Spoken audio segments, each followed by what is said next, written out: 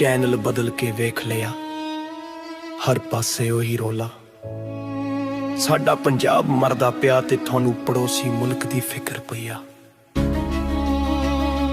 शर्म करो ए मीडिया वालिया, शर्म कर।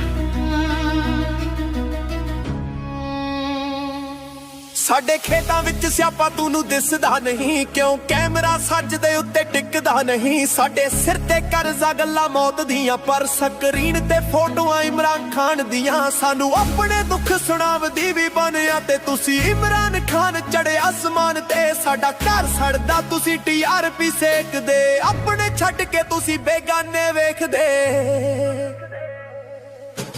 इत्थे बंदी सिंह जेलां विच रुल गए ने, सरकारां दे वादे मिट्टी विच घुल गए ने। जदों मंगीए इंसाफ डंडे पैंदे ने, असी हक मंगीए तां अतवाड़ी खेंदे ने। पर उधर की होया, कौन फड़िया कौन छड्डिया? तुसी इमरान खान दा कच्चा चिट्ठा कड्डिया।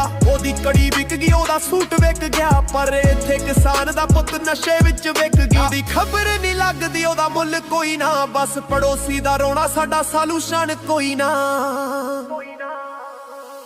नौजवान छड्ड के देश बाहर नू भज रहा, मापिओ दा कलाजा इत्थे विच जरा। एयरपोर्ट ते लाइयां मुंडे शिपां च मारदे, तुसी एसी च बैठ के बस चुगलियां करदे। सानू दसो इमरान खान तोड़ा की लगदा, जिसदा 24 घंटे थोड़े चैनल ते ना वजदा। उत्थे की बनना, उत्थे दे लोक वेखणगे साडे गुरु घर दी बेअदबी, असी कद तक सेकांगे। बेअदबी दी खबर स्क्रोल विच चलदी है ते इमरान दी स्पीच ब्रेकिंग बन चलदी है।